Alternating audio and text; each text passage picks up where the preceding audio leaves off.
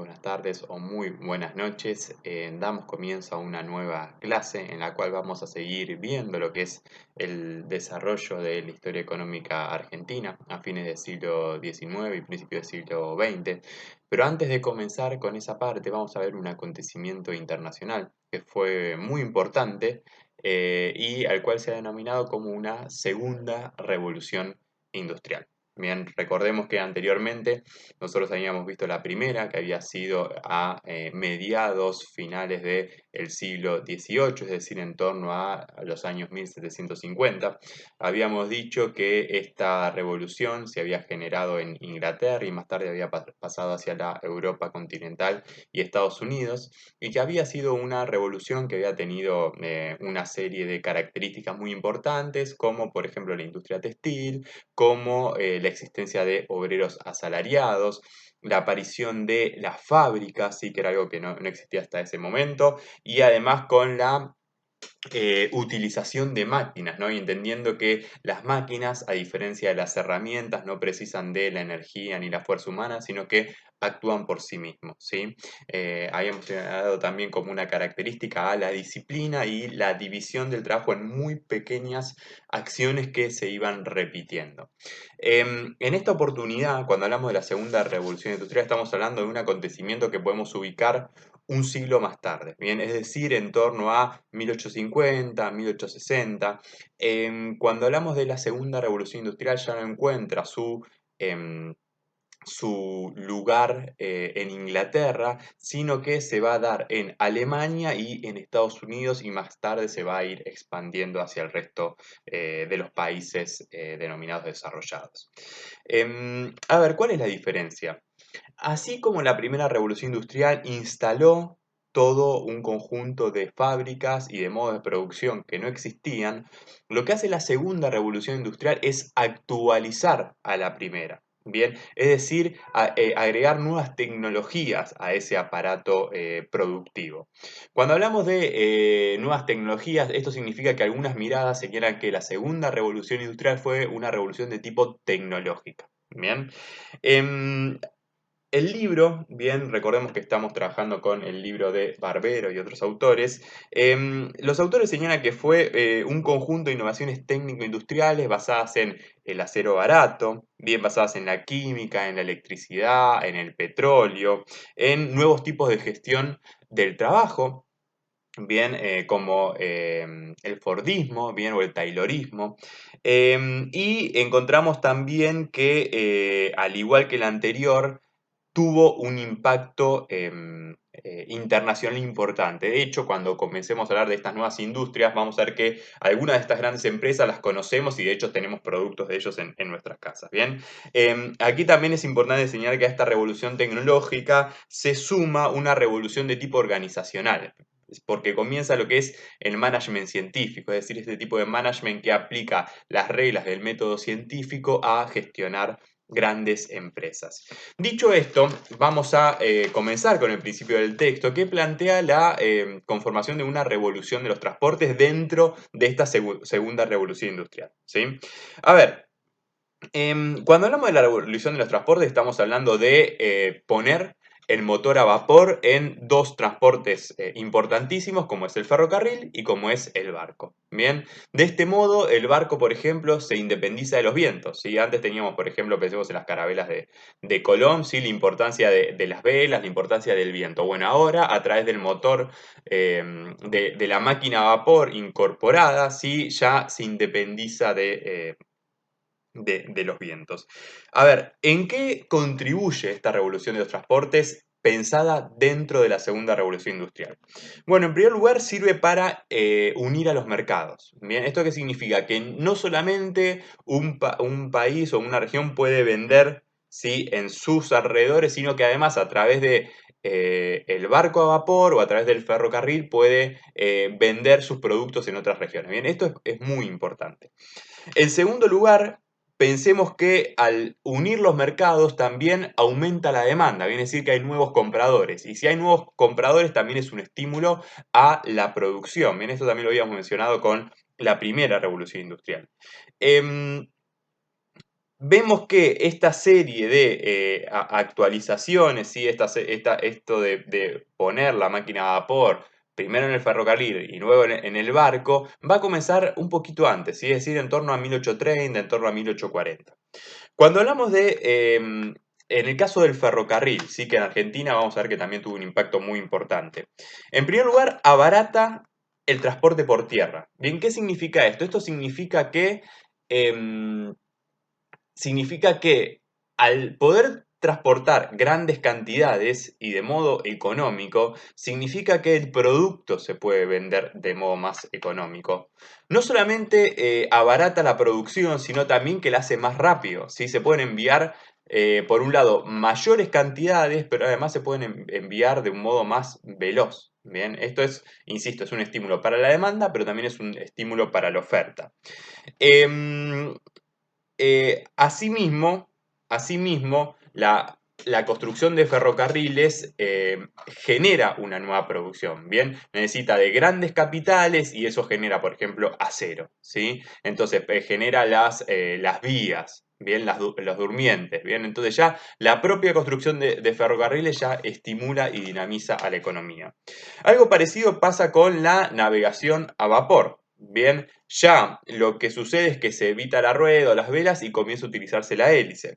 Em, Como dije antes, se eliminan las velas, ya se comienza a construir los cascos de acero en lugar de que sean de madera, entonces por lo tanto también se puede llevar mayores cantidades de productos. También aumenta la velocidad, disminuye los costos del transporte y parecido con el ferrocarril, también la construcción de los barcos es una industria en sí, pero no solamente la construcción de los barcos, sino la construcción de los puertos para recibir las cargas, para cargar el barco, pero también para recibir las cargas. Y entonces pensemos que ya estos transportes en sí dinamizan a la economía. Ahora bien, cuando hablamos de la segunda revolución industrial, estamos también hablando de tres industrias muy importantes, ¿bien? Que hoy en día es imposible pensar la realidad sin ellas, ¿sí? Y ustedes cuando veamos los ejemplos se van a dar cuenta. En primer lugar, vamos a mencionar a la industria del petróleo, ¿sí? Y pensemos en este contexto, ¿sí? En el marco del COVID-19, que estamos viendo cómo cae el precio del barril de petróleo y estamos en una que eso alimenta la crisis internacional. ¿Bien? ¿Y por qué cae el precio del barril de petróleo? Bueno, cae porque la economía internacional está frenada y como está frenada se produce menos y como se produce menos, se transporta menos, etcétera, disminuye el uso del petróleo. Como disminuye la demanda de petróleo y la oferta se mantiene constante, el valor del petróleo cae. Bien, parecido a la ley de oferta y demanda que, no parecido, aplicamos la ley de oferta y demanda que habíamos visto con Adam Smith en el capítulo 7 de la riqueza de las naciones a entender por qué disminuye el precio del petróleo. Bien, entonces, dicho todo esto, eh,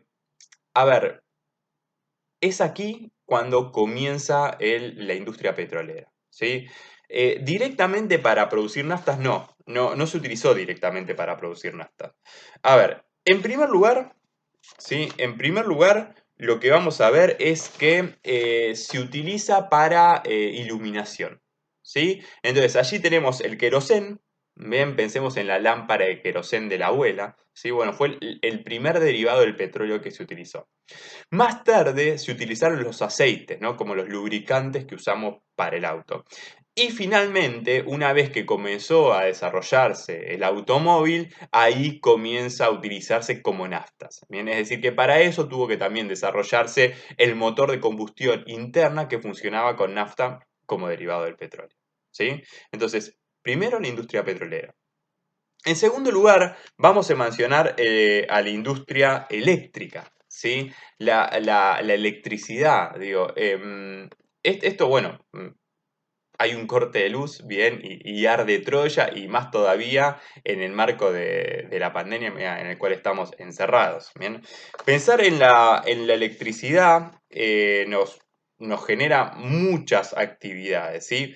Pensemos en primer lugar la lamparita eléctrica de Edison, más tarde el transporte a través de los cables, ¿sí? Hoy justo hay una tormenta y se cayeron algunos árboles y cortaron algunos cables en la ciudad. Bueno, digo, eso también fue una invención. Pensemos en el tranvía, ¿sí? Pensemos en los electrodomésticos, ¿bien? Digo, pensemos en el lavarropas, pensemos en las heladeras, ¿sí? Más tarde, un siglo más tarde, en los televisores, digo, en los teléfonos, en la comunicación, en el transporte. Digo, bueno, hubo un montón de industrias y mercancías que comenzaron a generarse, ¿sí? Algunas empresas que surgen en este contexto que ustedes van a conocer, Philips, ¿bien? General Electric, Siemens, Westinghouse, bien, y ahí también estamos viendo y entendiendo por qué el centro fue Alemania y Estados Unidos. Bien, empecemos ya acabamos de mencionar empresas estadounidenses, una empresa y una empresa alemana como Siemens, ¿sí? Entonces, segunda industria, la industria de la electricidad. Y finalmente, vamos a mencionar la industria química. La industria química es sumamente relevante en muchos aspectos, ¿sí? Pensemos los colorantes, bien, pensemos los fertilizantes, pensemos la industria farmacéutica, ¿sí? Pensemos los insecticidas, ¿sí? Pensemos aquellos productos que permiten que los alimentos no se pudran cuando se comercializan, ¿sí? Entonces, bueno, todo este amplio abanico de productos forma parte de la industria química. En el siglo XX además va a encontrar un nuevo puntapié en todo lo que es la agricultura científica, es decir, en modificar semillas, bien, productos que incluso son malos para la salud, pero que se comercializan mucho, como el glifosato, ¿sí? Entonces, con industria química se abre todo un nuevo abanico de productos o materias primas incluso que fueron incorporadas a la vida diaria, ¿sí? Algunas empresas, Bayer, que seguramente conocen, sí, si es Bayer es bueno, BASF, que también es una empresa alemana, y tenemos una empresa estadounidense como DuPont, que también es bastante conocida aquí en Argentina. Ahora bien, estas nuevas industrias, esta revolución de los transportes, también fue acompañada de la nueva empresa moderna. Cuando hablamos de la nueva empresa moderna, estamos hablando de las grandes multinacionales que tienen a miles de trabajadores, bien, que tienen mercados enormes alrededor del mundo y que por eso necesitan una gestión científica, bien, una gestión compleja, ¿sí? Yo me imagino que ya tener una pequeña o mediana empresa debe ser complicado. Bien, pensemos incluso en este contexto de crisis, las dificultades que tenemos personales o familiares o hablamos con amigos, todas las dificultades que tienen. Bueno, una pequeña o mediana empresa debe ser muy complejo. Imagino que una gran empresa, sí, estoy convencido de ser todavía más difícil. Bien, entonces, lo que surge aquí, lo que vamos a ver que comienza es justamente estas grandes multinacionales, ¿sí? Que incluso en el siglo XX van a tener hasta más poder que los propios estados. ¿Bien? Hay grandes empresas multinacionales cuya riqueza supera a estados pobres o de desarrollo intermedio. Estas grandes empresas surgen en la segunda mitad del siglo XIX, es decir, entre 1850 y 1900. Tienen muchos, como les decía, mucha burocracia, es decir, muchos empleados. Tienen una estructura jerárquica que generalmente la cabeza es el CEO. Y estos gerentes son asalariados, no necesariamente son además los dueños. Bien, a veces los dueños, cuando ven que se les va de las manos y se complica mucho, contratan a estos especialistas que además tienen estudios como por ejemplo MBAs, y aparece la forma jurídica de la sociedad anónima, donde más un montón de personas pueden comprar acciones, bien, y esa empresa tiene muchos dueños, aunque siempre hay un sector, un grupo o una persona que tiene más acciones que el resto y tiene el control de las decisiones de la empresa.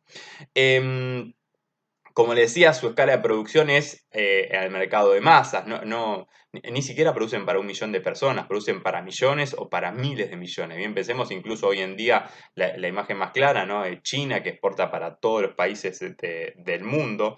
Bien, y para ir terminando, se necesita planificación, bien, y se necesita un sistema contable, bien, donde además se vaya contabilizando todo cada uno de los gastos.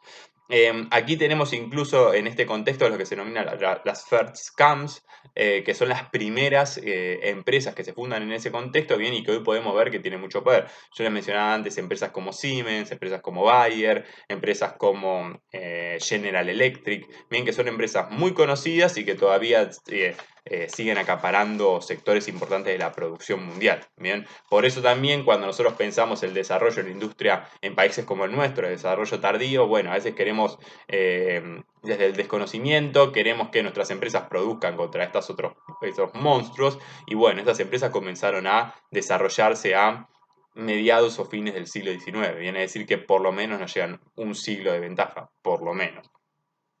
Y para terminar, vamos a decir que hubo dos innovaciones en el proceso de trabajo, que son dos modos que ustedes estudiaron con seguridad en la escuela, así que los vamos a recordar.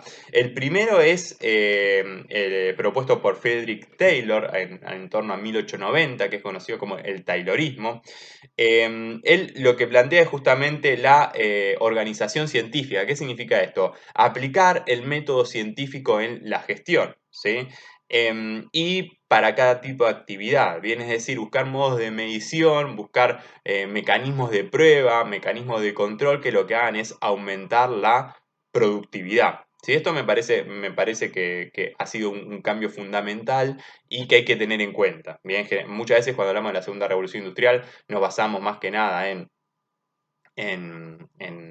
estas nuevas industrias, en el ferrocarril, en el barco a vapor, pero hay que pensar también en estos procesos de producción que, insisto, en la escuela se ven, y es llevar el método científico a la producción y la organización de una empresa.